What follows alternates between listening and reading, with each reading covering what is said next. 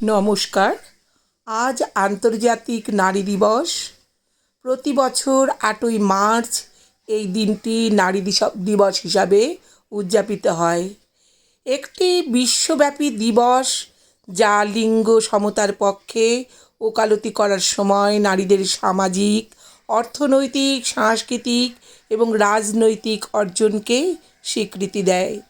এটি একটি অগ্রগতি উদযাপন করার চলমান চ্যালেঞ্জ সম্পর্কে সচেতনতা বাড়াতে এবং আরও অন্তর্ভুক্ত বিশ্বের দিকে পদক্ষেপ নেওয়ার সময়। আজ এই নারী দিবসের প্রাক্কালে আমি একটা ছোট্ট কবিতা পাঠ করছি। লেখাটি ইন্টারনেট থেকে প্রাপ্ত। হ্যাঁ, আমি সেই নারী যাকে স্রষ্টার সবচেয়ে সুন্দর সৃষ্টি বলা হয়।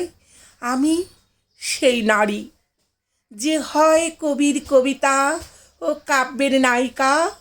হ্যাঁ, আমি সেই নারী যে তোমাদের তরবারি হয়ে তোমাদেরকে যুদ্ধে জয়ী করায়। হ্যাঁ, আমি সেই নারী যে তোমাদের অর্ধশক্তি। হ্যাঁ, আমি সেই নারী যে তোমাদের অর্ধাঙ্গিনী। হ্যাঁ, আমি সেই নারী যে তোমাদের স্বার্থে নিজেকে চুলার আগুনে পুড়ায়।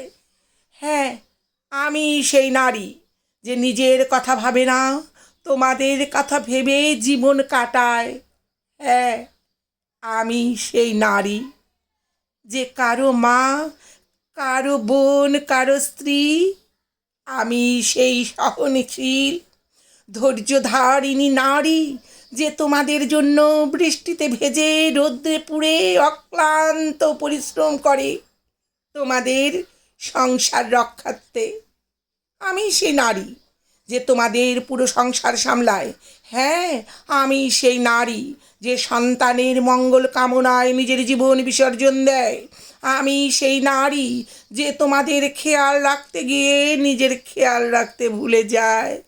হ্যাঁ, আমি সেই নারী যে নিজের মঙ্গল কামনা না করে প্রতিনিয়ত তোমাদের মঙ্গল কামনা করে যায়। হ্যাঁ, আমি সেই নারী যাকে তোমরা নারী বলে অবহেলা করো। হ্যাঁ, আমি সেই নারী যে সংসারের সবচেয়ে কঠিনতম দায়িত্বগুলো তোমাদের সুখের আশায় নিজের মাথায় তুলে নেয়। হ্যাঁ, আমি সেই নারী যে তোমাদের ভালো করতে গিয়ে তোমাদের গঞ্জনা বঞ্চনার শিকার হয়। হ্যাঁ, আমি সেই নারী যে হাজার প্রতিকূলতা সত্ত্বেও কখনো হার মানে না। আমি গর্বিত, আমি নারী। আমি গর্বিত আমার পরিচয়ে। নমস্কার। এই নারী দিবসের প্রাক্কালে সকল নারী জাতিকে শ্রদ্ধা জানিয়ে আমি এখানেই শেষ করছি। নমস্কার। ভালো লাগলে সাবস্ক্রাইব করে সঙ্গে থাকার অনুরোধ রইল। আর এই পাঠটি সম্পূর্ণ শোনার জন্য অনেক অনেক ধন্যবাদ। ভালো লাগলে সাবস্ক্রাইব করে সঙ্গে থাকার অনুরোধ রইল।